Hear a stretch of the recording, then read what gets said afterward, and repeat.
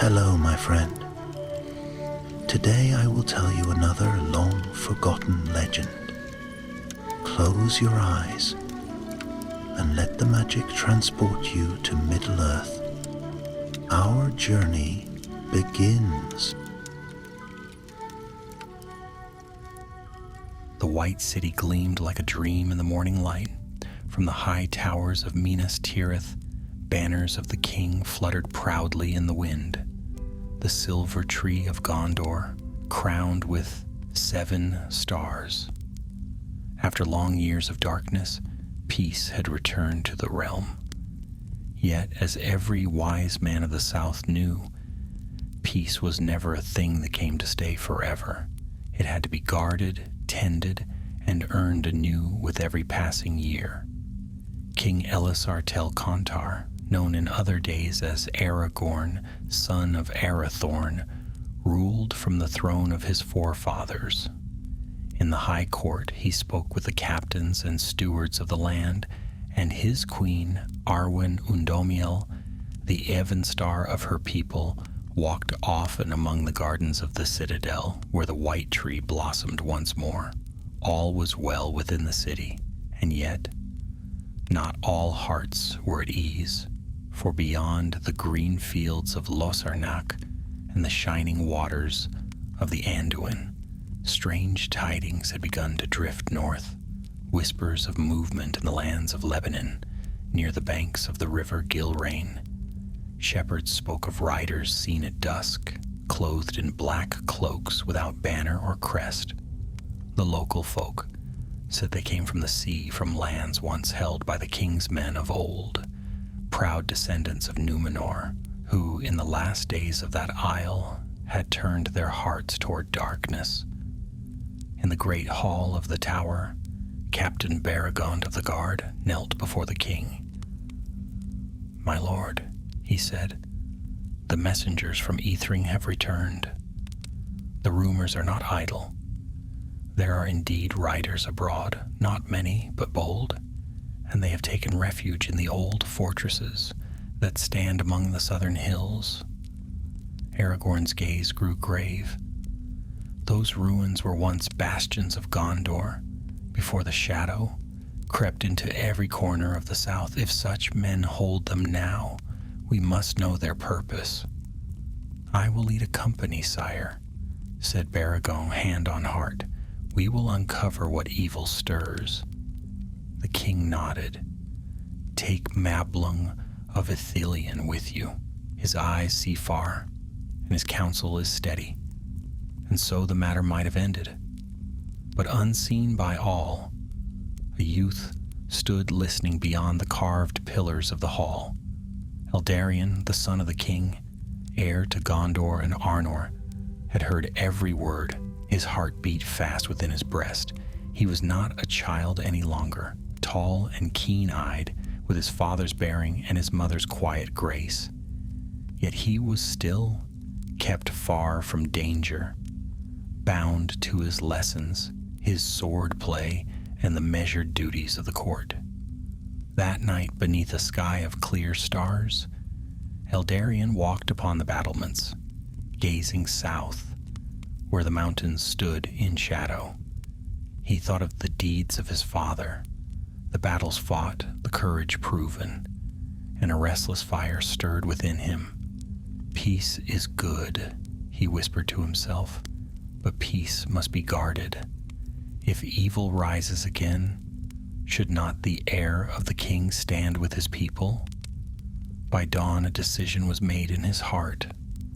When Baragond's company set forth the next morning, Eldarion rode with them, disguised in a plain cloak and helm, bearing no token of his rank. Only a handful knew his secret. A young guard named Targon, sworn to his service, and Mablung, who recognized the gleam of the king's blood in the boy's eyes and swore to protect him. They rode south along the great road, past the Pelennor fields, where the grass now grew thick and green, and over the fords of the Arui into the rolling country of Lebany. Days passed beneath wide skies. The land was peaceful to the eye, orchards heavy with fruit, villages rebuilt after the war. But now and again they came upon fear in the hearts of the folk. "There are shadows in the hills," said a miller in a lonely hamlet. "We hear horns at night, though no men of Gondor blow them. Once one of our herdsmen found hoof prints, many, yet they led nowhere, vanishing into the stones." Baragon thanked the man and rode on, his face troubled. Mablung scouted ahead, returning with word that the tracks led toward the ruins of an old fortress by the Gilrain, one once called Heirs, built in the days when Gondor's kings still ruled far and wide. When at last the company reached it, the sun was sinking behind the western ridges. The fortress rose from a crag of gray stone, its towers broken, its gates choked with weeds. But even from afar, they could see that a fire burned within, a faint red glow flickering through the cracks of fallen walls. Eldarian's heart leapt with a strange mix of fear and excitement. Here, perhaps, lay the secret that had drawn them forth from the safety of Minas Tirith. They camped in silence that night beneath a stand of cypress trees. Mablung crept close to the ruins and returned with news before dawn. "There are men there," he whispered. "Not orcs, not wildlings. Men. They wear black armor trimmed with silver and speak in the tongue of the south. I heard them name a leader, Harrimor." At that name, Baragon frowned deeply. Harrimor? That name is old. From the tales of the first age of Gondor, there was a Harrimor among the Black Númenóreans, servants of Sauron, but he perished long ago. "Perhaps this one is his heir," Mablung said grimly. "He calls himself Harrimor the Younger." Eldarian's eyes kindled. "Then we face men who claim the blood of the kings of Númenor," he said softly. "Perhaps they believe it gives them the right to rule." Baragon turned to him, his gaze heavy with concern. "Young one, we must tread carefully. The pride of Númenor wrought ruin before, and if these men seek to rise again in its shadow, their hearts will be black indeed." In the east, dawn began to stir, pale light spilling over the hills, glinting off their blades.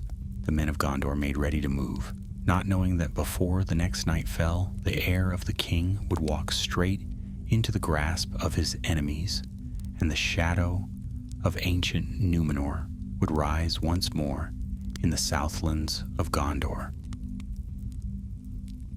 The morning came cold and pale, a mist drifting up from the lowlands around the Gilrain. It hung between the trees like thin smoke, veiling the land in quiet mystery. The company of Gondor moved cautiously through that ghostly dawn, their armor muffled, their banners furled. Baragon led from the front, his eyes fixed upon the gray silhouette of the fortress that crowned the hill ahead. Heirs, once a proud bastion of Gondor, now a haunt of strangers, they left their horses tethered in a glade and went on foot, climbing the rough path that wound between crumbling stones and thorny brush. Mablung went first, moving silently as a shadow, a bow in hand. Behind him came Eldarian, his heart beating faster with each step. The ruin loomed above them, and through its shattered gate they could see faint movement, men patrolling, cloaked in dark mail, their faces hidden. When they drew near enough to hear voices, they crouched among the rocks. A harsh tongue filled the air, the speech of the South, though twisted by pride and secrecy. One of the black-cloaked men stood near a fire, holding aloft a small object that gleamed red in the flame. "The Lord Harrimor has spoken," the man said. "The blood of Elendil's line runs thin. The king of the Northlands has grown soft. But we are of the true Númenórean blood, unbroken and undiminished. A murmur of assent followed, low and fervent. Eldarion felt his hands tighten into fists. There was poison in those words, a pride older than the Third Age, born in the depths of Númenor's fall. When the men withdrew into the inner keep, Baragon gave a signal, and the company crept back down the slope. They gathered in a hollow among the stones where the mist still clung. "There can be no doubt," said Mablung. "These are the remnants of the king's men, the black Númenóreans who once served Sauron. Their power was broken long ago, but it seems the embers yet burn." Baragon frowned. "We are too few to assault them. We must return to Minas Tirith with this news." But even as he spoke, a horn sounded, sharp and sudden. A cry rose from the fortress. From every doorway and stair, the dark-clad men poured forth, blades flashing, eyes fierce. They had been discovered. "Form ranks," Baragon shouted, drawing his sword.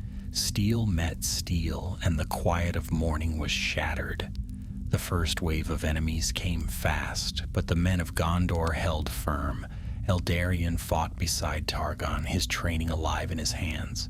The clang of metal rang in his ears. The taste of iron filled his mouth. He parried a blow, struck another man down, and then the world seemed to spin. Someone shouted his name, but he could not tell who. Smoke and dust rose around him. Through the chaos, he saw Baragún fall beneath a press of foes, and Mablung, surrounded, loosing arrow after arrow until he vanished in the melee. Eldarion turned to rally to them, but a black-helmed figure seized him from behind. A hard blow to his head, and darkness swallowed him whole. When he awoke, the air was heavy and cold. Chains bound his wrists. He lay within a great hall, lit by torches of green fire. The walls were carved with strange symbols, stars inverted, crowns broken, the emblems of old Númenor twisted to mockery.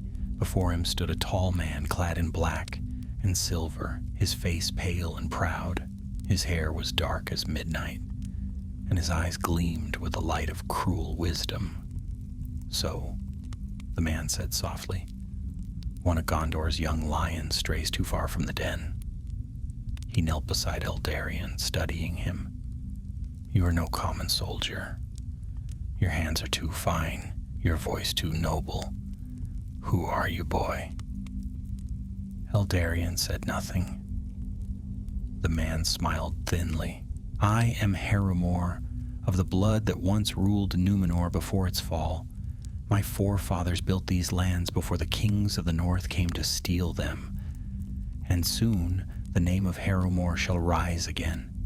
Gondor will remember who its true masters are." Still Eldarion was silent, but in his heart he felt a cold dread. The man's bearing, his speech, the strange fire in his eyes, all carried the echo of the shadow that had haunted the world for ages. Harumor rose and gestured toward the torches. "Once long ago my ancestors bound a spirit here, a servant of the ancient darkness. When the West forsook us, we preserved its power, sleeping beneath the stone. Now, with your coming, the time of its awakening draws near." He turned to a guard. "Bring him to the lower chambers. We shall see how long his silence endures." Eldarion was dragged down twisting stairs, through tunnels that reeked of old death. The guards threw him into a small cell of stone and left him there with only a single torch. For a while he lay still, his mind racing. Somewhere above, faint cries and the clash of steel drifted down. Baragon's men still fought, perhaps. He could not tell. Hours passed, or perhaps days. Time lost meaning in the dark. Then one night, or was it morning, a sound stirred beyond the bars. "Quiet, my lord," whispered a voice. "It is I." Eldarion's heart leapt. Targon? Aye, Mablung lives too, though wounded. Baragond? I fear he is taken. Targon worked quickly, fitting a small key into the lock. I took this from one of their slain. We've little time. The door swung open with a soft creak. They crept through the narrow halls, the stones wet and cold beneath their boots. At every turn, the fortress seemed alive with murmurs, chants, and strange echoes rising from below. They are gathering for some rite, Targon whispered. Herimor means to awaken whatever dwells beneath this place.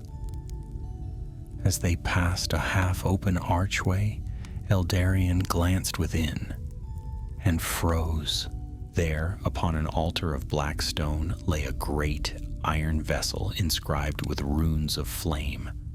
Around it, hooded figures chanted in the tongue of Old Numenor, a language of pride and sorrow. Herimor stood among them, arms raised, a shard of crimson crystal in his hands. Eldarion drew back. If that spirit wakes, all Gondor may suffer. We cannot flee, we must stop him. Targon's face went pale. There are too many, you will be slain. Then so be it, said Eldarion quietly.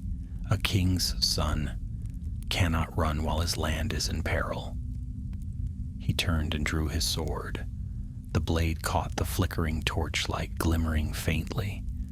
The steel of Gondor, bright and pure amid the shadows of a cursed hall. And in that moment, though his heart trembled, a strange calm came over him. The same steady courage that once guided his father through the darkest paths of the world. Come, he said, let us see if the heirs of Numenor remember their true allegiance.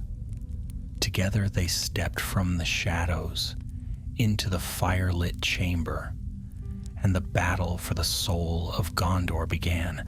The chamber blazed with torchlight, casting wild shadows upon the stone.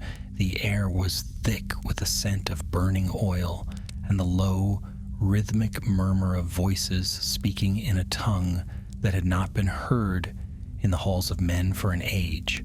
Herimor stood before the altar, his hands lifted high, the shard of crimson crystal gleaming in his grasp. The gathered cultists, 20 or more, swayed in unison, their voices rising like a dark tide. Eldarion and Targon stepped from the tunnel, their faces lit by the red glow. For a heartbeat, no one noticed them.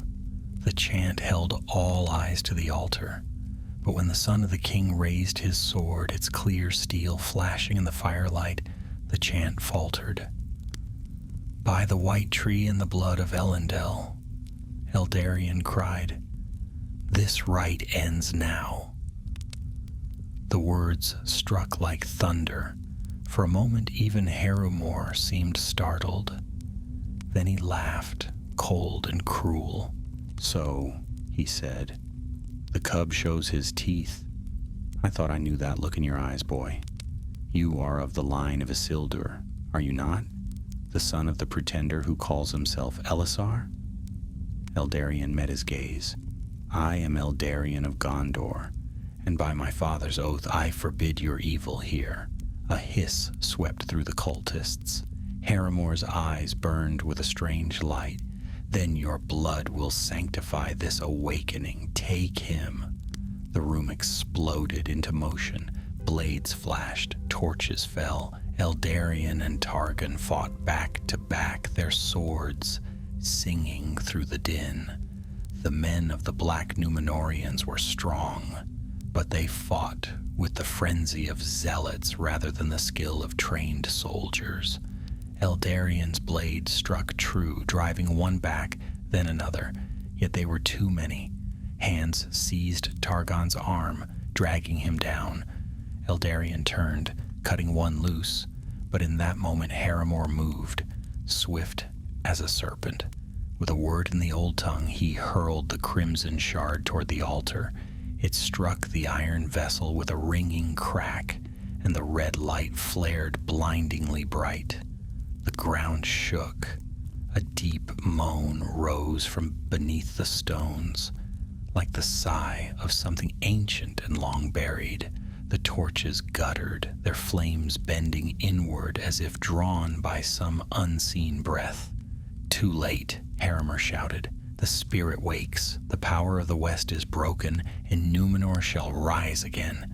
Eldarion staggered, his eyes half blinded by the crimson glare.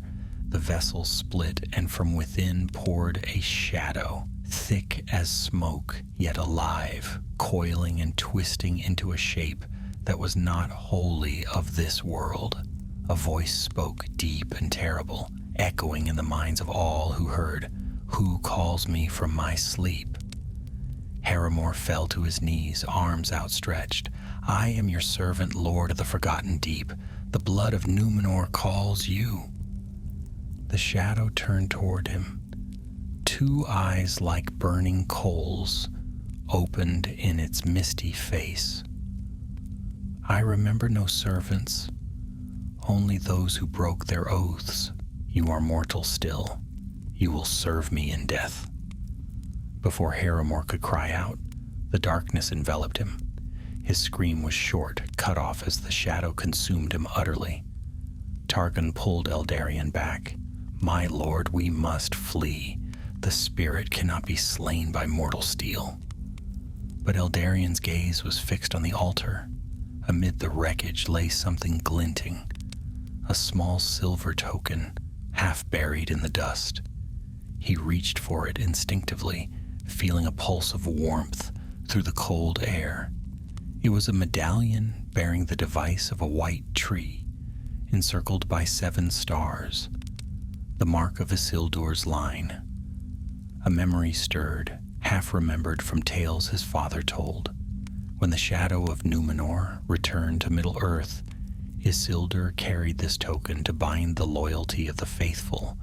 The dark spirit loomed higher, spreading its vast wing-like tendrils through the hall. Around its edges the air shimmered with heat, and the stone beneath their feet began to crack. The cultists fled screaming, but the creature's voice rolled after them like thunder. "None shall escape. I am bound no longer."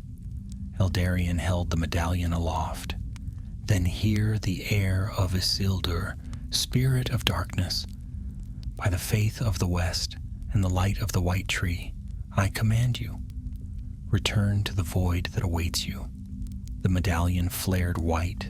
The light was not bright like flame, but clear and steady, as though a star had fallen into his hand. The shadow shrieked, recoiling, its form unraveling in the radiance. The red glow faded to gray, and the roar of the earth subsided. When silence came, Eldarion stood trembling, the medallion still glowing faintly. The hall was empty, save for the dead and the fallen torches. Harumer was gone, his black armor reduced to ash. Targon leaned heavily on his sword, breathing hard. "It is over," he murmured. "For now," Eldarion said softly. "But the darkness does not die so easily. Let us find Beregond, if he lives, and bring this token to the king. He must know what sleeps beneath his lands." They climbed from the lower chambers, through corridors cracked by the tremor. In the courtyard above, the last of the enemy had fled into the night. The air was cool again, and through a rent in the clouds, the moon shone pale and silver. Mablung awaited them there, bloodied but standing. His bow was splintered, his cloak torn, yet his eyes brightened at the sight of them. "You live, praise the valor. I feared the worst." Eldarion clasped his arm. "Beregond?" Mablung shook his head, taken by the foe before the collapse. "I followed their trail to the eastern gate. If he still lives, they've carried him south." Eldarion's jaw tightened. "Then our task is not done. We will find him and learn if more of these servants remain." Targon glanced toward the horizon, where a faint line of dawn was spreading. "We have seen enough darkness for one night, my lord. Let us take what men we can and rest till morning." Eldarion nodded, though sleep seemed a thing far away, as they gathered the wounded and set camp among the outer ruins. His gaze drifted back to the broken fortress. A cold wind sighed through the hollow towers, carrying with it the faint echo of the spirit's dying cry. He turned the medallion in his hand, its surface cool once more, the stars engraved upon it gleaming faintly in the firelight. This token was not meant to be found by chance, he murmured. It was waiting, a sign of what yet stirs beneath Gondor's peace. Mablung heard him and spoke softly. Your father once said that shadows fade, but they never vanish. Only light stronger than memory can drive them away. Eldarion looked to the east, where the first rays of the sun touched the mountains. Then we shall bring such light, if it lies in us to do so, for Gondor's sake, and for the line that must endure. The men fell silent, watching the dawn rise over the hills. The smoke of battle drifted away, leaving the land quiet once more. Yet in that stillness, the young heir felt the weight of his name settle upon him, heavier than mail, sterner than any sword. Far away in the White City, the king would soon learn of this night's peril, and when he did, the peace of Gondor would tremble once more, for the heirs of Numenor had not yet finished their war. The dawn after the battle broke cool and gray, the mist still coiling like breath about the ruined walls of Erelas. The fires had burned low, the wounded lay under cloaks, their soft groans mingling with the sighing of the wind. Eldarion walked among them, silent and weary. He had slept but little, his dreams filled with the echo of the shadow's voice and the flare of the white light that had driven it away. Beyond the camp, Mablung stood watch upon a broken parapet, his keen eyes searching the wild lands below. When Eldarion joined him, the ranger spoke quietly. The trail of the enemy is plain. They have taken Berrigan south along the river. There were near 20 who fled before dawn, and they ride swift. Haramer's followers, Eldarion murmured. Even without their master, they will not abandon his cause. We must follow. Mablung nodded, but concern shadowed his face. We are few, and the wounded cannot travel far. If we pursue now, we go with barely a dozen men. Eldarion looked southward. The hills stretched pale beneath the lifting mist, and beyond them the faint gleam of the river Gilrain. If we delay, Baragorn's fate is sealed. I will go, with any who will ride beside me. Targon stepped from behind the stones, helm in hand. Then count me among them, my lord. I will not let the captain fall into darkness while breath remains in me. By noon they were mounted and away, leaving a small guard behind to tend the wounded. The road south wound between ridges and wild heaths, where ruins of forgotten towers jutted from the earth like broken teeth. All that day they followed the tracks of the enemy, the marks of hooves, the trampled grass, until at sunset they came upon a stretch of riverbank where the trail divided. Mablung dismounted, crouching to study the ground. 2 groups, he said. One rode east toward the sea, the other south into the hills. Which way do we turn? Eldarion studied the prints, the deeper marks, the broken branches. The heavier horses went south. They would keep their prisoner there, away from the coast where Gondor's patrols still ride. We follow them. Night fell swift upon the land. They made their camp among the roots of a great oak, setting no fire lest it draw eyes upon them. The men ate in silence, the weariness of pursuit heavy on their faces. Eldarion sat apart, turning the medallion of Isildur over in his hand, watching the faint glimmer of its 7 stars. Targon spoke softly from beside him. "That token, does it truly bear the power you used in the hall?" Eldarion shook his head. "It was not power of mine. The medallion is but a sign of the faithful, those who kept hope when Numenor fell into shadow. I think the spirit remembered that light and feared it still." Mablung joined them then, bow slung across his shoulder. "Fear may not hold the next foe so easily. These men of Harrowmoors are driven by pride older than reason. They may seek to rouse more spirits, or worse, rally the discontent of the South under their banner." Eldarion's gaze hardened. "Then we shall cut that banner down before it rises." They set forth again before dawn. The road turned rough, climbing into a land of stone ridges and scrub. By midday they came upon signs of smoke ahead, faint against the sky. Creeping closer, they beheld a small encampment in a hollow between 2 cliffs. The black-clad riders gathered about a central fire, and bound to a post among them, weary but alive, was Baragond. A fierce joy rose in Eldarion's chest, tempered by caution. "We strike before sunset," he whispered. "Mablung, circle behind with half the men. When you hear the horn, drive in from the east. Targon with me from the north." The hours crawled by. The sun sank low, staining the sky with red. When at last the moment came, Eldarion rose, drawing his sword. "For Gondor," he said, and gave the signal.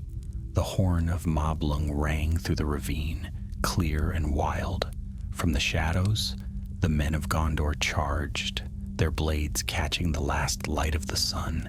The enemy scrambled to form ranks, cries echoing between the cliffs. Eldarion and Targon struck first, cutting through the outer guards. Baragond, seeing them, gave a shout that stirred the company's hearts. Though bound, he fought like a lion, seizing a fallen dagger and breaking his ropes. In moments he was free, his own sword flashing once more in his hand. The battle was swift but fierce. The black Numenorians fought with desperate courage, but they were few and leaderless. One by one they fell, until only a handful fled into the deepening dusk. Eldarion would have pursued, but Baragond caught his arm. "Let them go, my lord," he said, panting. "They will carry their fear with them, and their tale will scatter the rest." Eldarion sheathed his sword. "So be it. You are safe again, Captain. Gondor still has need of your strength." Baragond bowed his head. "It was not my strength that saved me, but your courage, my prince. You have your father's heart." When the camp was cleared and the wounded tended, they gathered by the fire. The men's spirits lifted, and for the first time since leaving Minas Tirith, laughter was heard among them. Yet Eldarion's heart remained troubled. As the others slept, he walked to the edge of the ravine where the river glimmered faintly. In the starlight, the medallion hung at his throat, warm against his skin. He thought of Haramir's words. "The blood of Elendil's line runs thin," and felt a chill that the night wind could not explain. "Father," he whispered to the dark, what shadow have you left for me to guard against?" A rustle of movement behind him broke his thought. Mablung stepped forward, his face grave. "Forgive me, my lord, but there is something you must see." He led Eldarion down a narrow path to where 2 of the enemy lay slain. In one man's hand was clutched a sealed parchment, marked with a sigil of black and silver. Eldarion took it and broke the seal. The script within was fine and flowing, written in the old tongue of Numenor.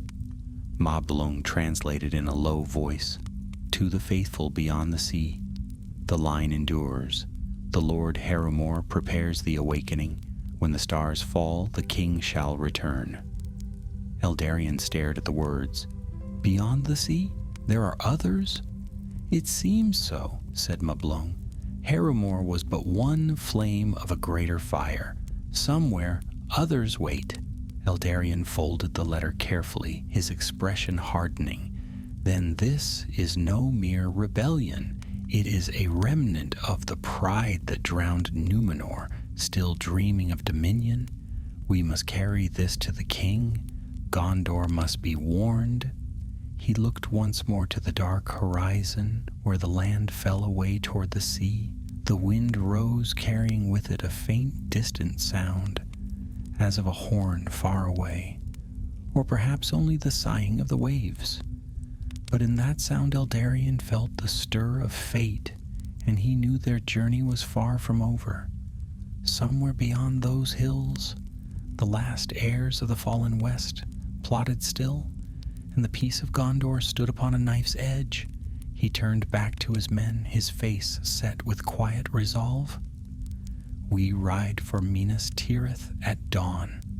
And as the stars wheeled above the sleeping land, the young heir of Gondor prepared to bear his first great burden. The knowledge that darkness, though defeated, never truly dies, but waits always in the hearts of men who cannot forget the glories of a fallen age. The morning was bright upon the road to Minas Tirith, but the hearts of those who rode were heavy.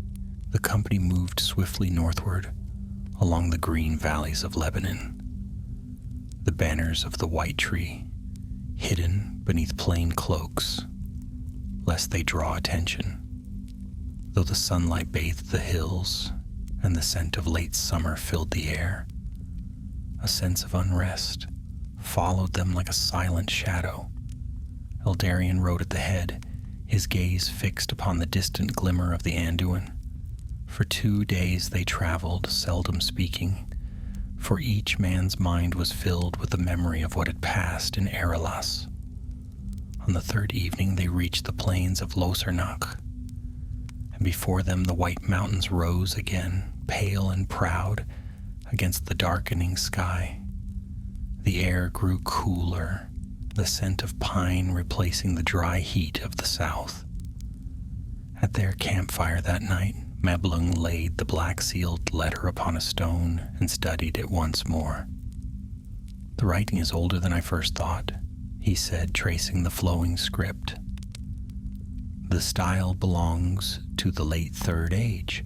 This message may have been copied from older scrolls and carried across generations. Whoever these faithful beyond the sea are, they may have been plotting long before Harumor rose." Baragon frowned, "But the sea lies far west, beyond the havens. No ships sail there now, save those of the elves. What men could dwell beyond it?" Mablung's face darkened. "Perhaps none. Or perhaps they mean it not as a place, but as a name. A land of exile, of secrets.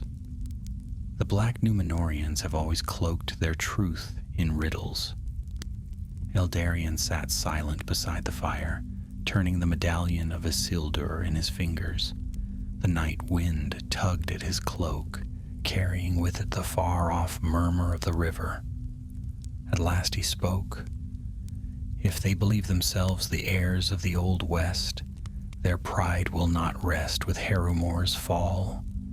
They will seek another leader, one who claims the blood of kings.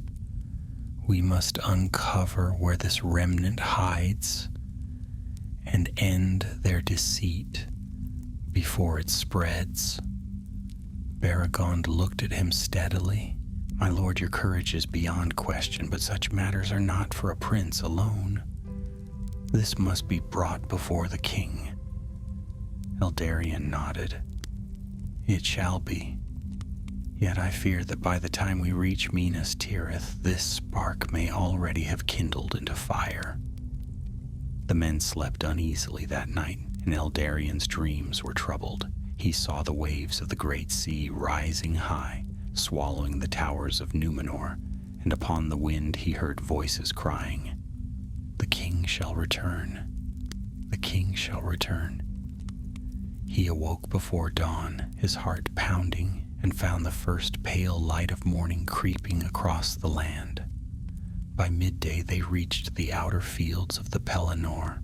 Farmers waved as they passed, and the watchman at the Rammas opened the gates gladly, for the people still hailed any company returning from the wild.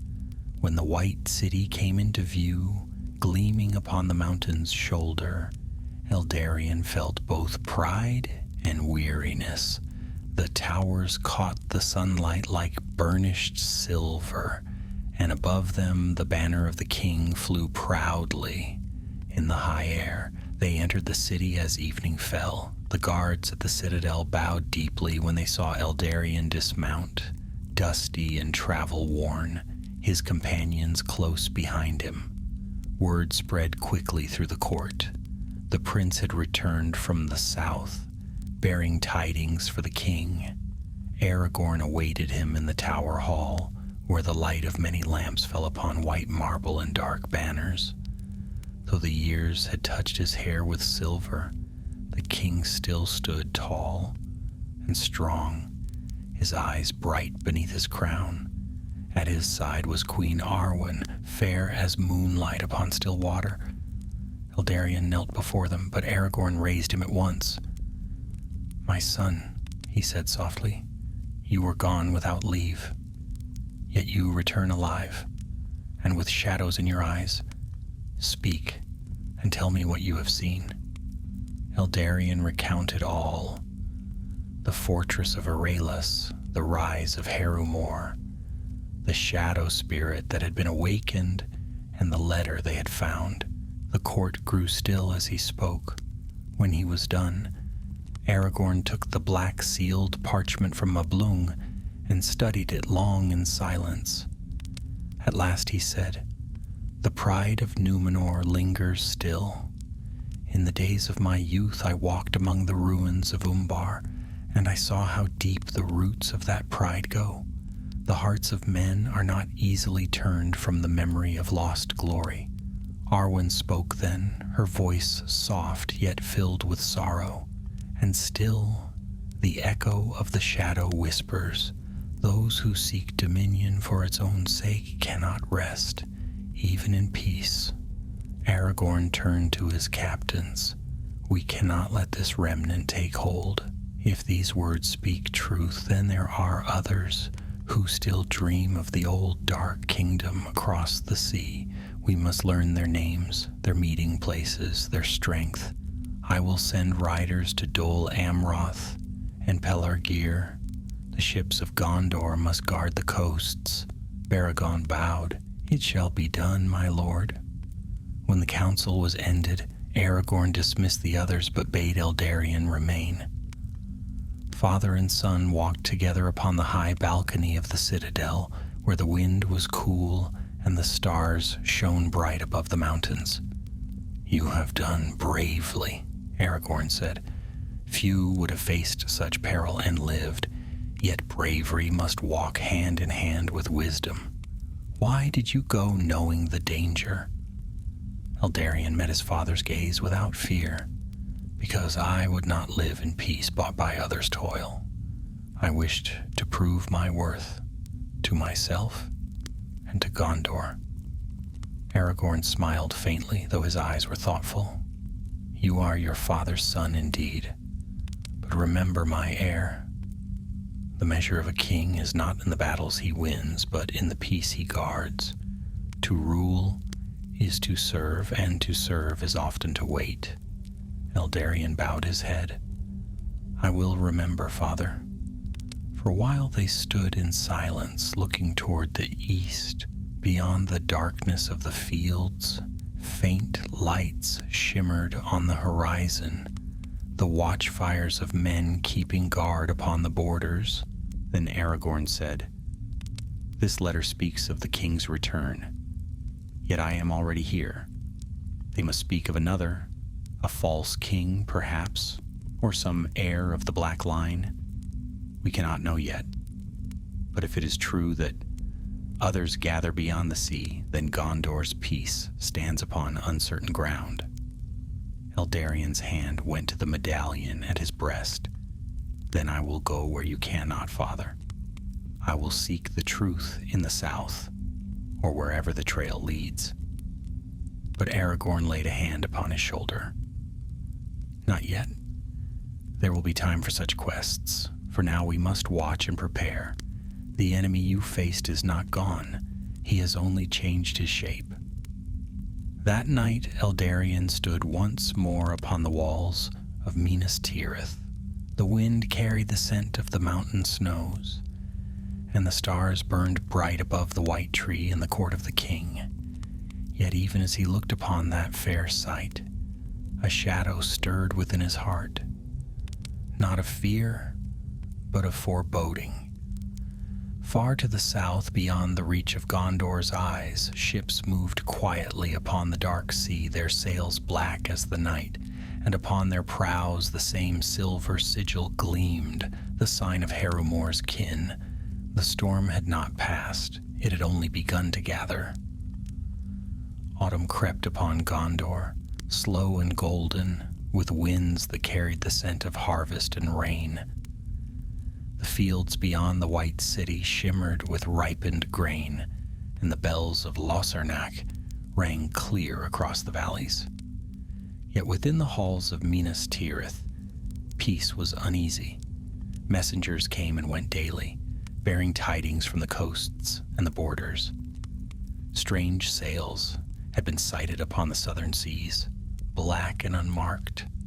In the council chamber, King Elisar sat at the great table of oak, maps unrolled before him. Captains from Pelargir, Dol Amroth, and the Anfalash stood nearby, their faces grim. "The ships do not enter our ports," said a mariner from the havens. "They linger far off as though keeping watch. At night, lights flicker upon their decks, though none dare approach. They vanish by dawn." Aragorn's gaze rested upon the map. His hand traced the line of the coast from the mouth of the Anduin to the gray promontories of Umbar. "Black sails have haunted these waters before," he said, "but never so bold as now." Prince Imrahil of Dol Amroth spoke, his silver hair gleaming in the lamplight. "Umbar stirs again, my king. Its harbors once belonged to the corsairs, but the old blood runs deep. There may be those who remember Harumor's name and would serve his kin." Eldarion, who stood near his father's chair, felt a chill at the words. "If this is true," he said quietly, "then the remnant grows stronger. They are not broken, only waiting." The king nodded gravely. "Aye, and waiting men are dangerous. They build in silence until the hour comes to strike. We cannot let them root again in the south." That evening, after the council had ended, Eldarion walked the courtyard where the white tree grew. The leaves had begun to fall, soft and silver upon the stones. Queen Arwen found him there, her presence still and bright as the starlight. "You are restless," she said. He bowed his head. "I feel it, Mother. The unease that moves beneath our peace. The shadow grows again, yet we wait and speak of caution." Arwen smiled gently. "You are your father's son." And yet his mirror turned to the morning. "He learned patience in hardship, and you will learn it in peace. Shadows are not driven away by haste, my son, but by light held steady." Eldarion looked up. "If the light is hidden too long, the world forgets it burns." At this, the Evenstar's eyes grew distant. Long ago, in the days of Numenor, men forgot that lesson. They sought light in their own glory and called it truth. Beware of that same pride. It wears many cloaks, even valor. He fell silent, the words sinking deep into his heart. The next morning dawned with a sharp wind from the south. A horn sounded from the lower circles. A rider had come from Pelargir. His horse stumbled as it reached the gates of the citadel, foam upon its flanks. The man fell to one knee before the king. "My lord," he gasped, "a fleet has anchored off the coast of Belfalas, 30 ships or more. They fly no banners, but they bear arms. Smoke rises from the fishing towns." The hall erupted in motion. Messengers hurried to summon the captains. Armor was fetched, and horns rang through the streets. Eldarion's heart leapt. At last, the storm had broken. By noon, a host was assembled upon the Pelennor. Swift riders, men of the guard, and companies of Dol Amroth's knights, who had ridden through the night to join them. The king himself took command, but to Eldarion's astonishment, he turned to him before mounting. "You will ride at my side," Aragorn said. "You have seen this enemy. You know the heart of their deceit." The words filled Eldarion with pride and dread alike. "I am ready, father." They rode hard down the great road to Pelargir. For 2 days, the host thundered across the plains, banners streaming in the wind. When at last they neared the sea, they saw the truth of the messenger's tale. Black smoke curled above the coast, and from the cliffs they beheld a sight both terrible and grand. A fleet of dark ships arrayed before the bay, their sails furled, their decks lined with men in black mail. Aragorn's eyes narrowed. Those are no common corsairs. Their ships bear the craft of Númenor, narrow-prowed, built for the open sea. These are vessels of ancient design. "Then Haramor's kin have awoken indeed," said Imrahil grimly. The king raised his sword, Andúril, and its light flashed across the plain. "Sound the horns, we drive them from Gondor's shore." The battle came swift and fierce. Gondor's horsemen swept down upon the beach as arrows darkened the sky. The waves ran red as the black-sailed ships tried to cast off, but the wind turned against them as though some higher will forbade their flight. Eldarion fought beside his father, his blade flashing bright in the sun. The cries of men and the crash of surf mingled in a wild storm of sound. Twice he was struck down, and twice he rose again. Around him, the banners of Dol Amroth flew, white swan upon blue, driving the foe toward the sea. Upon the sand stood their leader, a tall man clad in silvered mail, his face masked by a helm, wrought in the likeness of a falcon. He raised his sword in salute to the king. "Elisar tel Contar," he cried in the tongue of Númenor. "At last the false king stands before the true." Aragorn's gaze hardened. "There is no true king among thieves and oath-breakers. Surrender and be shown mercy." The stranger laughed. "Mercy? The heirs of Elendil offer mercy? You took the west from us. Now the sea will take it back." With that he sprang forward, and their blades met. The clash rang like thunder, bright flame against cold steel. Eldarion pressed toward them, cutting through those who barred his way, but the tide of battle surged between them. When he reached the shore, the falcon-helmed warrior had fallen back to his ship, wounded but alive. He turned once more, his voice rising above the din. "Tell your son, King of the West, that our blood still endures. The sea remembers, and it will bear us home." Then the ship broke free of the shallows, and with a blast of wind it sped from the bay, vanishing into the mist that hung upon the horizon. The field was won, but silence followed victory. The beach was strewn with wreckage, the bodies of friend and foe alike lying together beneath the pale sky. Eldarion stood beside his father, watching the waves reclaim the sand. "Who was he?" the prince asked. Aragorn sheathed his sword slowly. one who carries the pride of kings long dead. Yet his words trouble me. The sea will bear us home. Imrahil approached, his cloak torn. My lord, the enemy's fleet burns, but 3 ships escaped. They fled eastward toward the Bay of Umbar. Aragorn nodded grimly. Then Umbar shall be our next watchtower. Their power grows there, and we must root it out before the storm returns. He turned to his son, and in his eyes was both pride and warning. You have fought well, Eldarion, but remember this: victory in battle is but a moment's peace.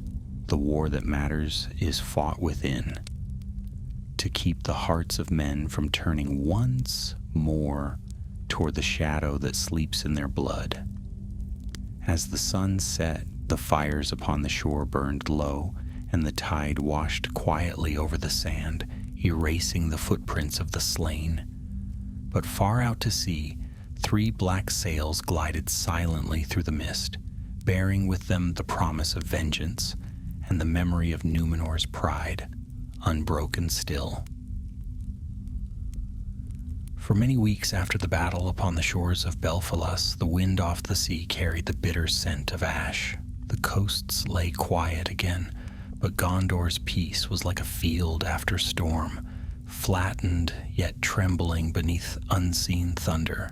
In Minas Tirith the bells rang for victory, yet their sound seemed hollow to those who had seen the dark sails vanish into the horizon. Eldarion spent his days in council beside his father, and his nights upon the walls of the city, gazing southward. He could not rest. His mind was filled with the falcon-helmed captain's voice. Our blood still endures. Those words clung to him like a whisper out of the deep, and he knew the battle had not ended with sword and fire upon the beach. Aragorn, too, was changed by what had passed. Though his spirit remained strong, his gaze turned often to the south. There are old oaths beneath those waters, he said one evening, as he stood with his son upon the high battlements. Men of the sea never forget their pride. Even when their ships burn, their hearts burn hotter still. Eldarion frowned. You think they will return?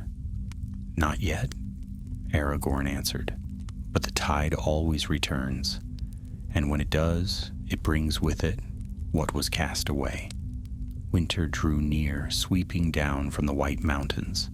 The land lay under frost, and the stars burned sharp and clear. Reports came from the south that the dark ships had not been seen again, though rumors spread of lights moving upon the sea far from any harbor.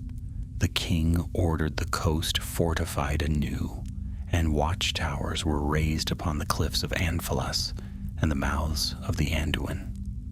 Still, Eldarion's heart was uneasy.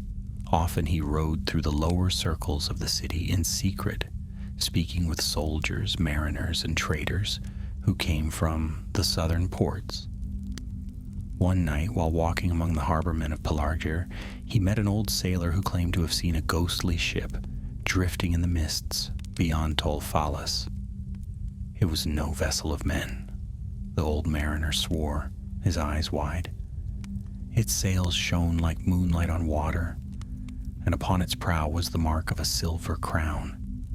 No sound came from it but the beating of the waves, and when we hailed it, it vanished. Eldarion returned swiftly to Minas Tirith and told his father what he had heard. Aragorn listened in silence. A silver crown, he said at last. That was the emblem of the king's men of Numenor before they fell to darkness. If such a ship still sails, then it bears a curse old as the sea itself. Then let me seek it, father, Eldarion said. Let me go south and uncover what lies beyond our sight. If this remnant gathers strength, we cannot wait for it to strike again. For a long while, Aragorn did not speak. The firelight flickered upon his face, showing both pride and sorrow. You are eager, and your heart is bold, but the sea is wide, and the shadows that dwell upon it are older than you know. Still, perhaps this task has been set for you. The line of kings does not rest idle when the dark stirs. He rose and placed his hand upon his son's shoulder. You will go, but not alone. Mablung shall sail with you in a company of the king's guard. You shall take the ship Elena, swiftest of the royal fleet. Seek what truth you may, and return before the spring. Eldarion bowed deeply, his heart alight with purpose. 2 weeks later, under a pale dawn, the Elena slipped from the quays of Pelargir. Her white sails billowed in the wind, and upon her prow shone the silver star of the House of Elendel. The men aboard were seasoned sailors and rangers, chosen by Mablung himself. As the river widened into the Bay of Belfalas, the white city faded behind them, and the sea opened vast and cold before their eyes. For many days they sailed southward, the wind steady and the skies clear. They passed the green isles and the cliffs of Andrast, where seabirds wheeled in countless flocks. By night Eldarion stood upon the deck, the medallion of Isildur hanging at his breast, and watched the stars glimmer upon the dark waves. One evening, when the moon was low, a strange fog rose from the water. It came swiftly, thick and silver, muffling every sound but the creak of the timbers. Mablung ordered the sails drawn in, but the wind died altogether, and the ship drifted like a leaf upon still water. Then through the mist, a light appeared, faint and pale like the lantern of a distant vessel. "Ship to starboard," cried one of the watchmen. Eldarion's heart leapt. The light grew nearer, and soon they saw its shape, a ship unlike any made by the hands of living men. Its hull gleamed as though carved from pearl, and its sails glowed with a cold inner fire. Upon its prow was wrought the figure of a crown, and below it the sign of 7 stars. The men murmured in awe and fear. "It is one of the lost ships of Numenor," whispered Mablung. Eldarion felt the medallion at his neck grow warm. He stepped forward, his voice steady. "Hail, ship of the west. In the name of Elendel, who was faithful, speak and be known."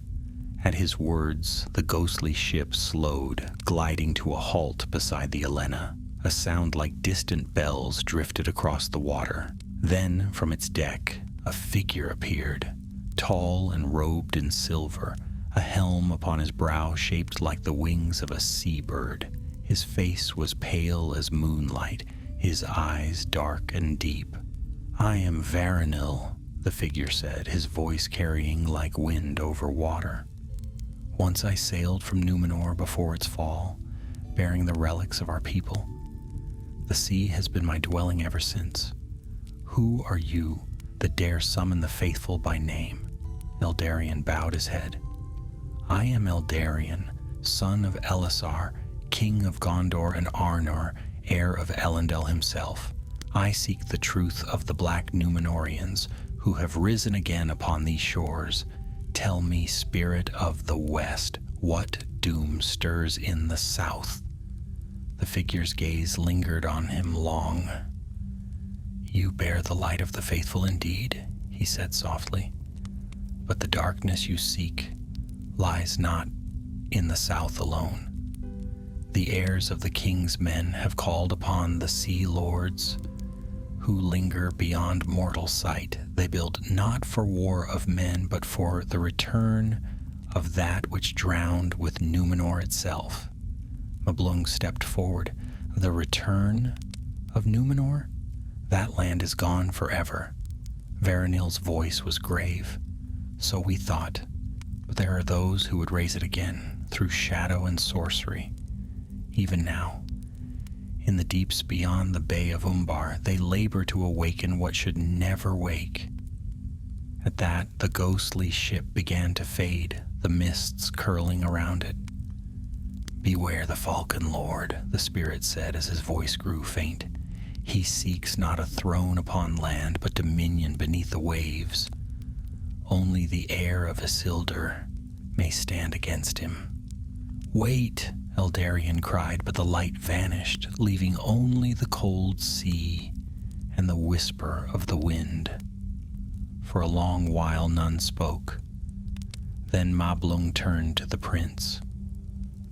"The Falcon Lord, the captain who escaped us at Belfalas, he lives still."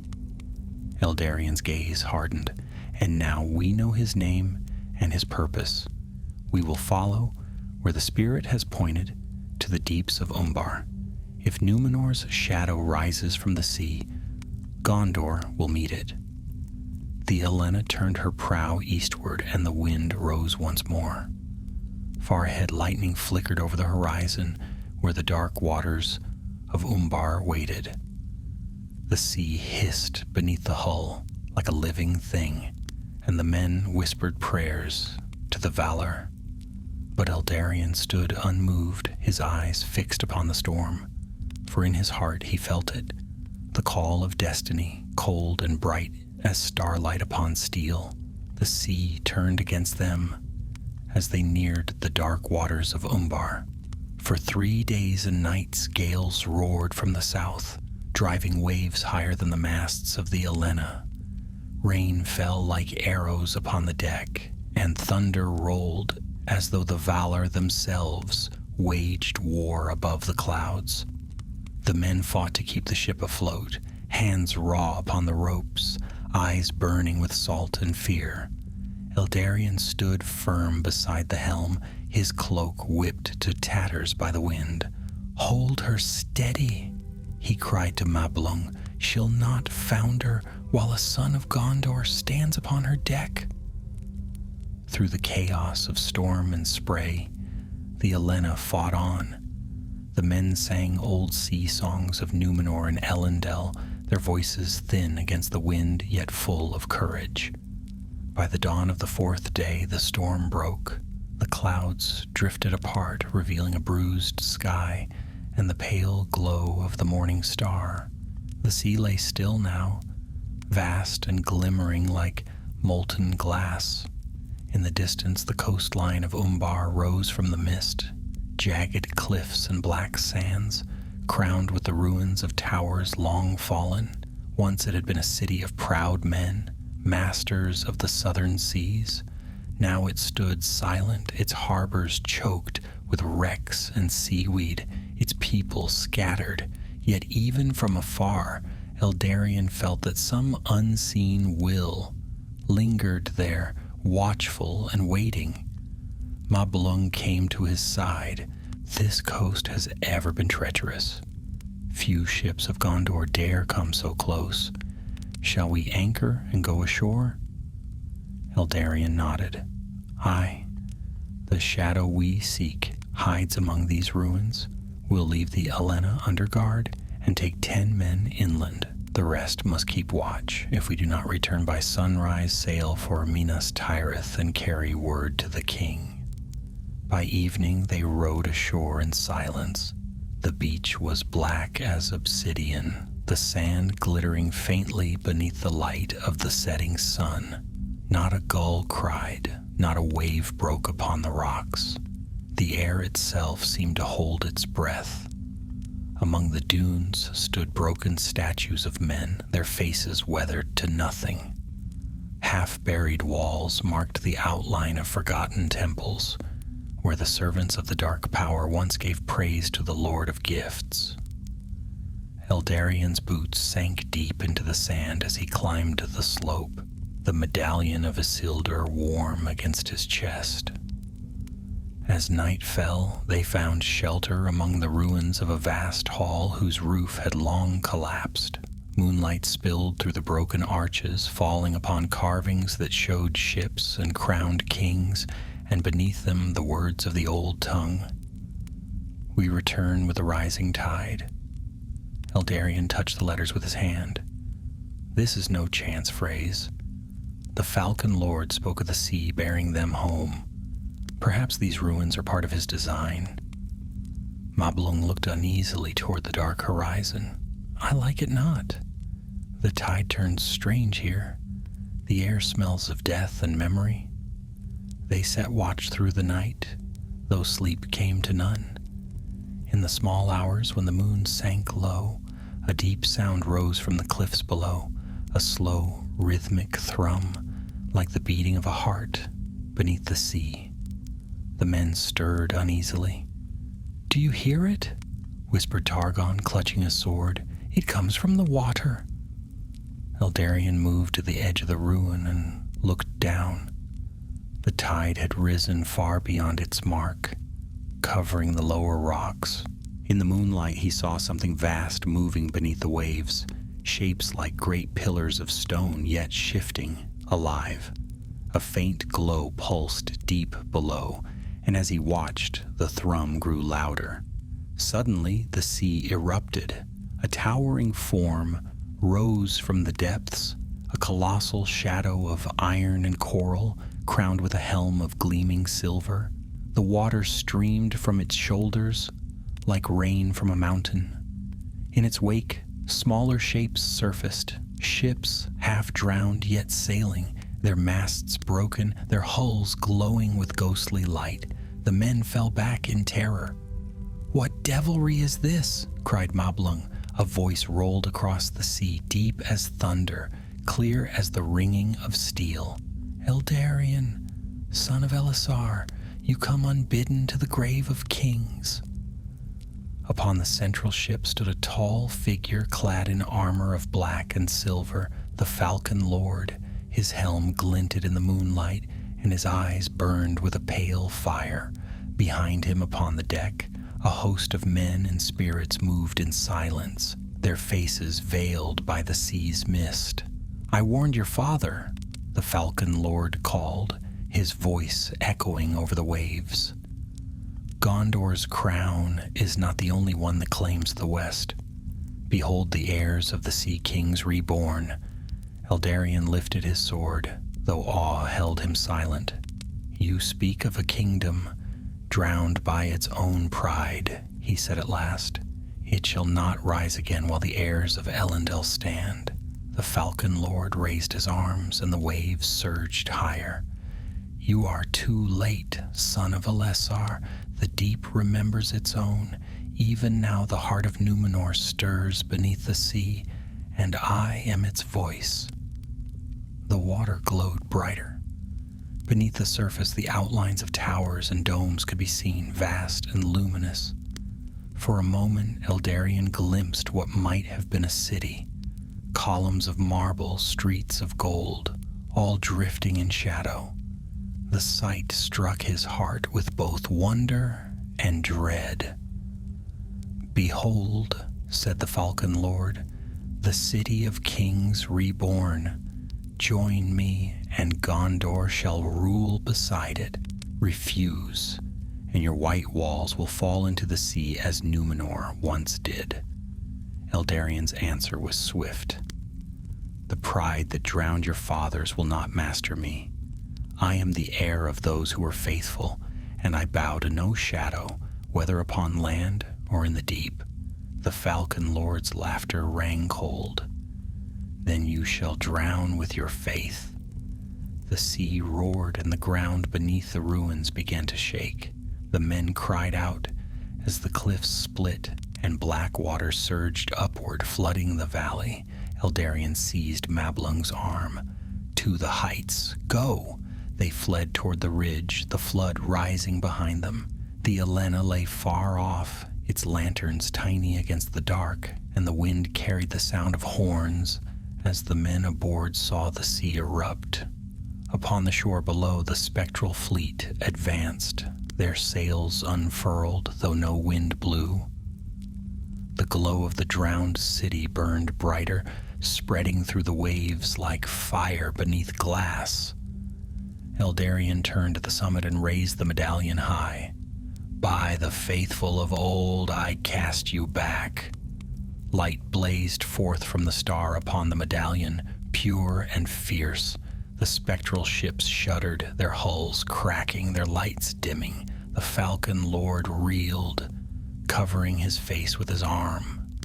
The great shadow behind him groaned like a mountain in pain, and then the sea collapsed inward with a thunderous crash. When the foam cleared, the water was still again.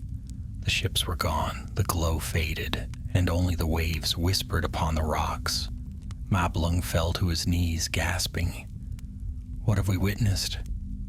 Eldarion stood unmoving, his face pale in the dawn that now broke over the horizon. "A warning," he said softly.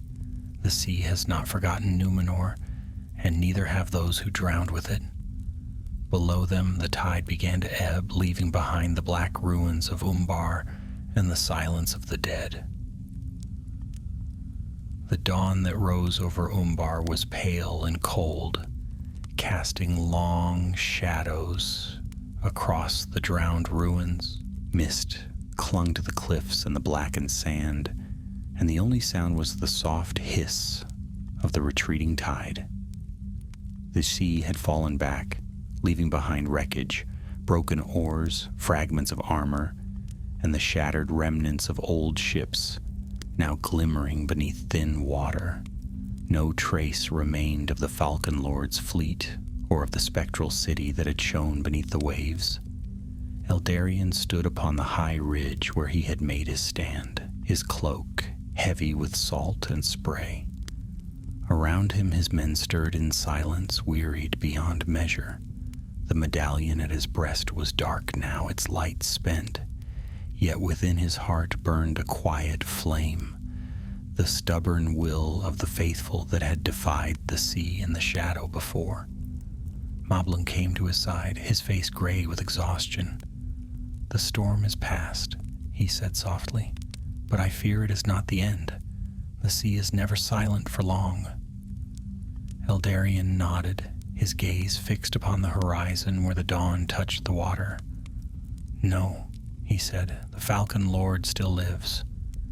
I felt his will in the waves. Though his shape has gone, he will rise again. And when he does, Gondor must be ready."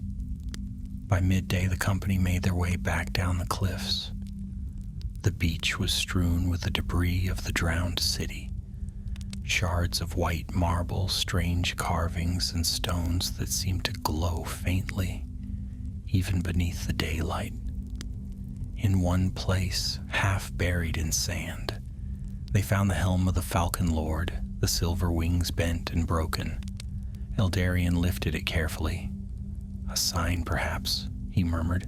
"His pride lies crushed, but his power may yet remain." They returned to the Elena as the sun began to sink. The sailors hailed them with relief, for they had seen the sea's fury from afar and feared their captain lost. When the last boat reached the deck, the anchor was raised, and the ship turned north once more. The wind carried them swiftly away from Umbar's haunted coast.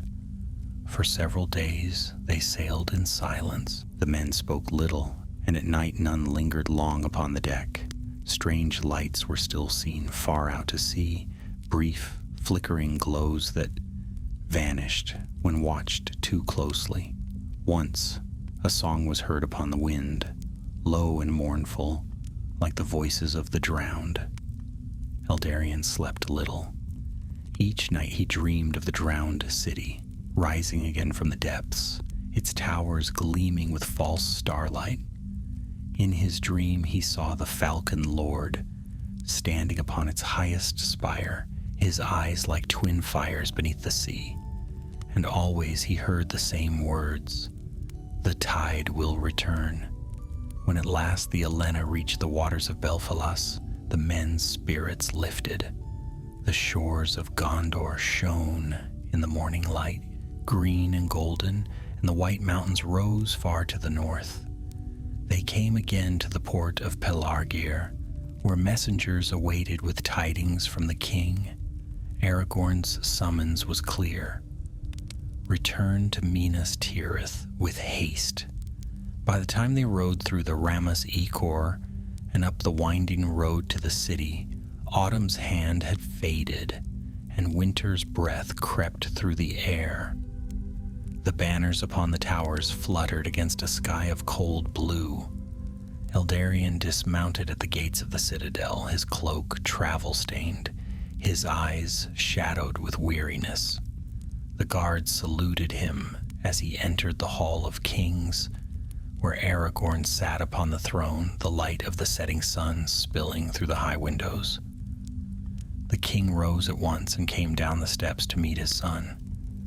"You have returned," he said, relief softening his voice, "and yet I see the sea still clings to you." Eldarion bowed. "The Falcon Lord is not dead, Father. His fleet is broken, his followers scattered, but his will endures. He seeks to raise Numenor from the deep. I have seen it with my own eyes." A murmur swept the court. Aragorn's face grew grave. "Tell me all." So Eldarion spoke of the storm, the ruins, and the spectral vision of the drowned city beneath the waves. When he told of the medallion's light and the breaking of the sea, silence fell upon the hall. Even the guards seemed to hold their breath. At length, Aragorn spoke. "You have faced powers that even I have not seen, my son. The spirits of the sea do not stir without cause. If they move now, it is because some greater design wakes behind them." Arwen, who had listened in silence, rose from her seat beside the throne. "The hearts of men are restless," she said, "and those who dwell too long in memory seek to rebuild what time has rightfully claimed. Yet the sea will never yield its dead." Eldarion turned to her. "Then how do we fight what lies beneath the waves?" Her gaze was sad. "Not with sword or fire. The sea bows to no mortal power. Only faith and steadfast will can stand against its whisper." That night, Aragorn called his captains and counselors to secret council. Imrahil came from Dol Amroth, Faramir from Ithilien, and even Prince Elfir from the coast. The great table of Gondor was spread with maps, its surface crowded with candles whose light flickered like stars. "The Falcon Lord is more than a man," said Aragorn. "He is a vessel of the same pride that drowned Numenor. If he seeks to rouse the dead realm, he must possess a relic of that lost power, a key between land and sea. We must find it before he does." Faramir leaned forward. "You believe it to be hidden still?" "I do," said the king. "When the Sea Kings fled their doom, not all their treasures were lost. Some relics came to Middle-earth, buried or hidden in secret shrines. Harumer's followers may have kept one, the Heartstone of Ar-Pharazôn, the last king of Numenor. If it yet exists, it is peril beyond reckoning." At this, a hush fell. The name of Ar-Pharazôn was seldom spoken, for it carried with it the weight of the greatest fall in mortal history. Eldarion straightened. "Then I must find it. If the Falcon Lord has claimed the Heartstone, it must be destroyed before he can summon the drowned realm again." Aragorn met his eyes, the firelight gleaming in his gaze. "You have already faced the sea's shadow and returned. Perhaps this task indeed falls to you, but you will not go alone. Take those you trust most, Mablung, Baragond, and Targon, and ride first to Ithilien. There Faramir will aid you, for ancient records of Numenor's relics were kept in his halls." The council ended, and the great candles burned low. Eldarion lingered after the others had gone. His father stood beside him, silent. "Each generation," Aragorn said softly, "must face its own darkness. I once walked through the shadow under a different name. Now it is your turn. Do not falter, my son." Eldarion bowed his head. "I will not." When he left the hall, the stars shone bright above the white city. The wind that blew from the sea carried a faint, far-off sound, the echo of waves breaking against unseen shores. And though Gondor slept in peace, Eldarion knew that beyond the horizon, the tide was stirring once more. The sea had begun to remember. The winter winds swept down from the White Mountains, carrying with them the scent of snow and stone. In the high courts of Minas Tirith, torches burned late as the king's son prepared to ride once more into the wild. Eldarion moved quietly through the armory of the citadel, his hands steady though his heart was heavy. Upon the stand before him lay his sword, forged anew from Gondor's finest steel, bright as starlight, its hilt bound in silver and black. He buckled it to his side and drew his cloak close, the medallion of Isildur resting against his heart. Mablung and Baragon waited for him in the courtyard, their mounts restless in the cold. "All is ready," said Mablung, his breath misting in the air. "The men are chosen, 10 riders, no more. We ride swift and silent." Eldarion nodded. "We go not to wage war, but to seek knowledge. Yet I fear what we shall find may demand both." Before dawn they departed, leaving behind the sleeping city. The moon rode pale above the towers, and the river gleamed like silver in the valley below. Their road led eastward through the green fields of the Pelennor and into the shadowed woods of Ithilien, where the air was still sweet and full of quiet life. At Eamon Arnon they found Faramir waiting.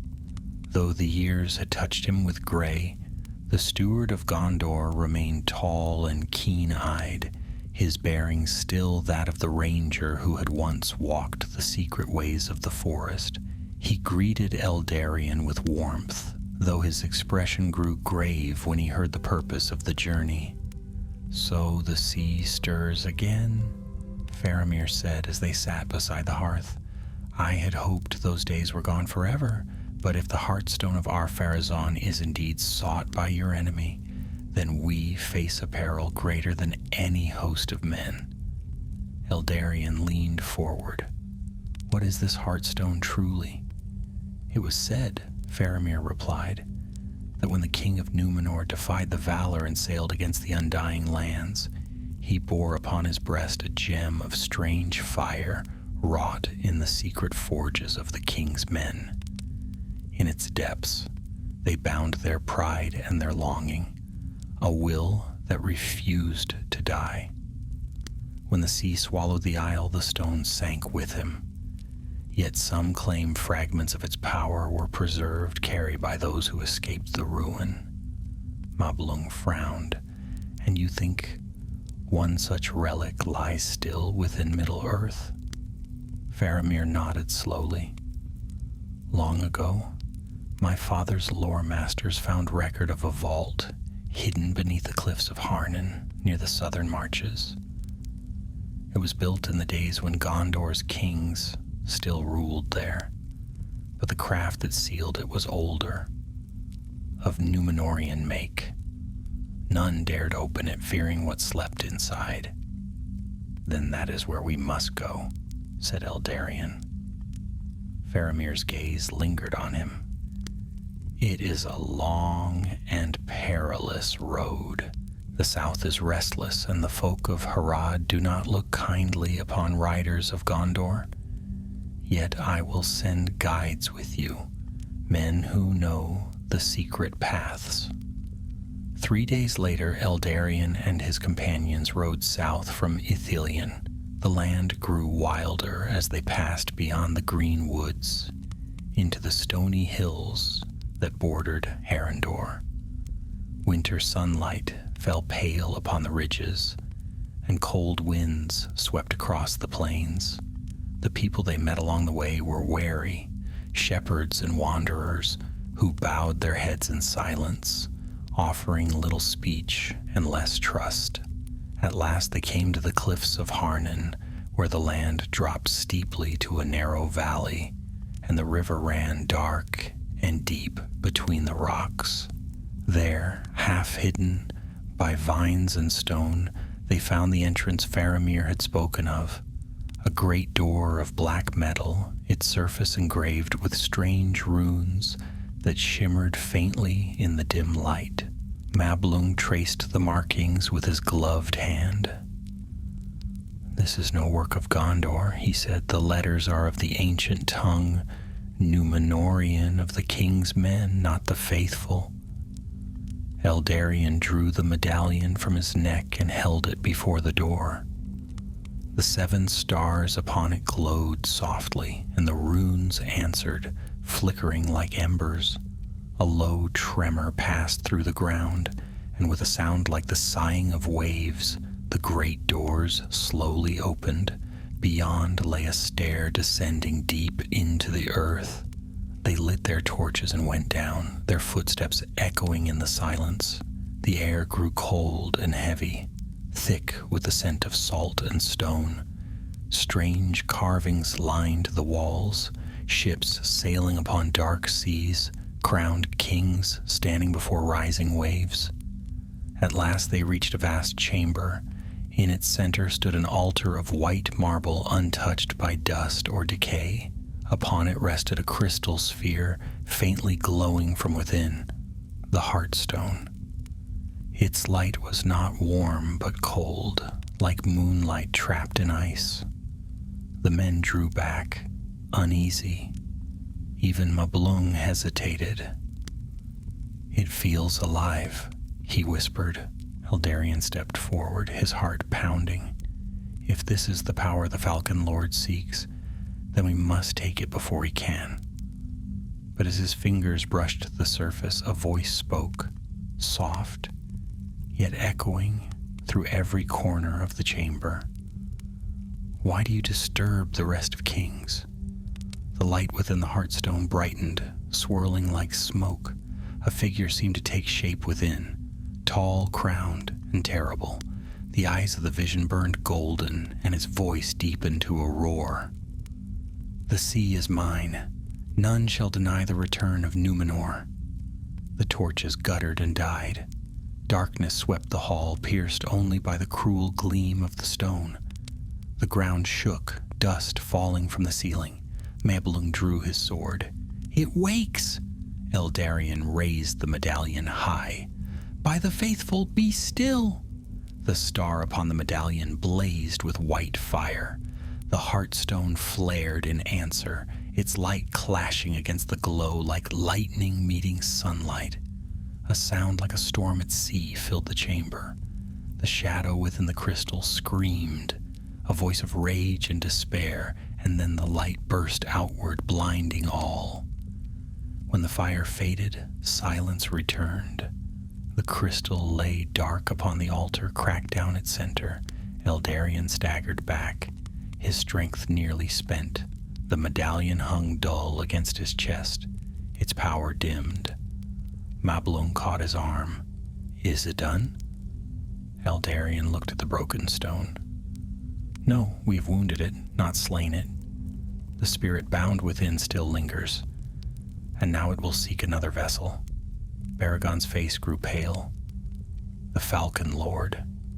Eldarion nodded grimly. "Aye, he will know of this through whatever dark bond ties him to the sea. We must return to Gondor before he strikes." They climbed swiftly from the vault. As they emerged into the open air, they saw storm clouds rising in the south, black and swift, though no wind blew.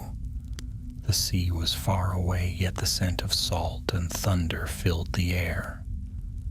"The tide returns," Mablung said quietly. Eldarion turned toward the north, where the mountains loomed faintly through the haze. "Then so must we. Gondor will stand, whatever shadow the sea may bring." And with that they mounted their horses and rode hard toward home, the darkening sky behind them and the promise of war upon the wind. Snow crowned the white mountains when Eldarion and his companions rode back through the plains of Gondor. The cold wind bit deep, carrying with it the distant roar of the Anduin, swollen with winter rain. The land was quiet beneath its frost, yet the riders felt no peace. A shadow lay upon their hearts. Behind them, the southern sky was dim and heavy, dark clouds rolling like smoke above the horizon. By the time they reached the Ramas Ekor, night had fallen. The guards at the great gates of Minas Tirith hailed them with joy, but that joy faded when they saw the weariness and dread upon their faces. Eldarion rode in silence up the winding streets to the citadel, the hooves of his horse striking hollow upon the stones. Within the Hall of Kings, the torches burned low and the air was thick with the scent of pine and oil. Aragorn stood waiting beneath the great banner of the White Tree, his eyes clear and gray as the sea in storm turned toward his son. "You have found it," he said quietly, seeing the truth before Eldarion spoke. Eldarion bowed his head. "Aye, father. We found the vault. Beneath Harnan, the heartstone of Ar-Pharazôn still lived, bound to the pride of the fallen kings. We broke it, but not wholly. Its spirit escaped, and I fear it has fled to the one who seeks to raise Númenor from the deep." A murmur swept the court, for even to speak that name was perilous. Aragorn motioned for silence. "Then the Falcon Lord has what he sought." Mablung stepped forward. "My lord, the seas themselves stir with his power. Storms rise where none were seen before. Even the gulls flee the southern wind." Aragorn's face grew grave. "Then the war we feared has come sooner than we dreamed." He turned to Eldarion. "You have done what few could. You have faced the will of ancient kings and lived. But now Gondor must prepare. The sea will bring its wrath upon us, and we must be ready to meet it." So the call went forth across the realm.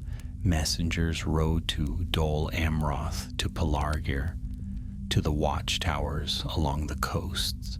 The fleets of Gondor were recalled, their sails repaired, their oars set ready. From the mountains came men of Lamadin and the Vales, bearing arms once laid to rest after the Great War. The beacons upon the white mountains burned again, their flames leaping from peak to peak beneath the winter sky. Eldarion worked beside his father day and night, learning the weight of command and the burden of hope. Yet though he hid it well, a fear gnawed at him, not of battle, but of the sea's voice that called to him in his dreams. One night, unable to sleep, he went alone to the walls. The moon was veiled behind clouds, and the wind carried a strange murmur, half sigh and half song. He looked southward and saw far off a flicker of light upon the horizon, a faint, wavering glow that pulsed like a living flame. "The sea remembers," whispered a voice behind him. It was Arwen, her dark hair shining in the starlight. She came to stand beside him, her gaze following his. "I have seen this before, long ago, in the foresight of my kindred. The shadow of the deep rises, but light still answers it. Do not let fear blind you to what hope may yet come." Eldarion bowed his head. "I do not fear death, mother, only failure." Arwen smiled faintly. "Then you are already stronger than most kings who ever ruled. Go now. Your father will need you before the dawn."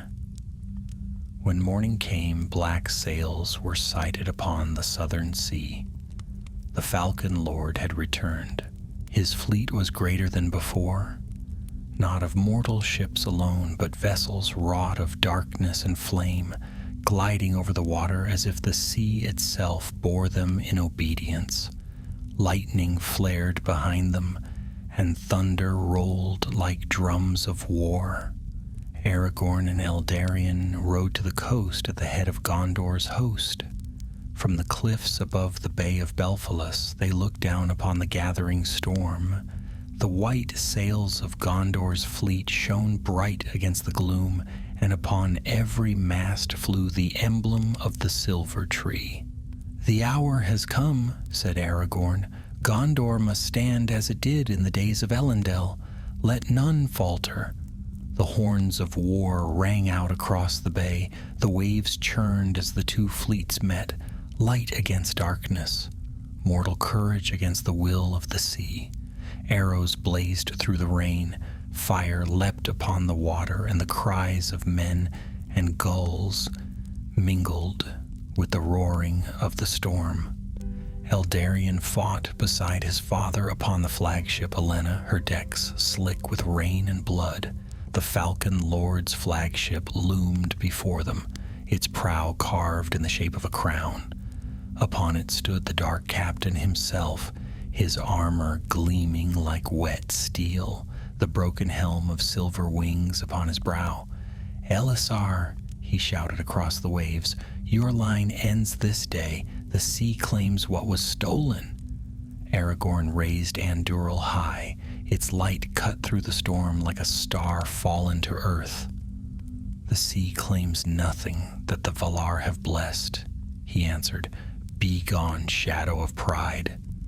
The ships collided with a crash that split the air. Steel rang upon steel.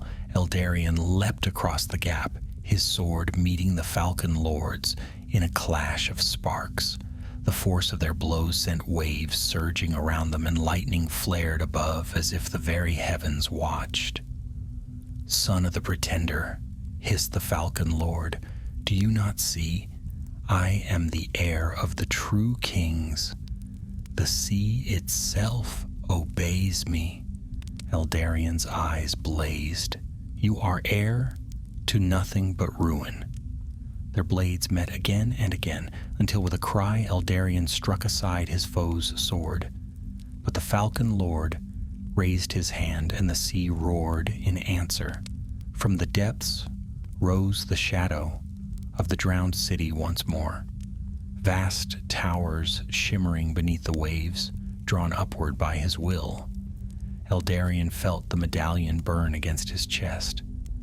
The memory of the faithful stirred within him. The strength of those who had defied Sauron, who had sailed into exile with Elendil. He tore the medallion free and held it high. "By the light of the west, return to your sleep." A great wind burst forth, sweeping the darkness from the sea.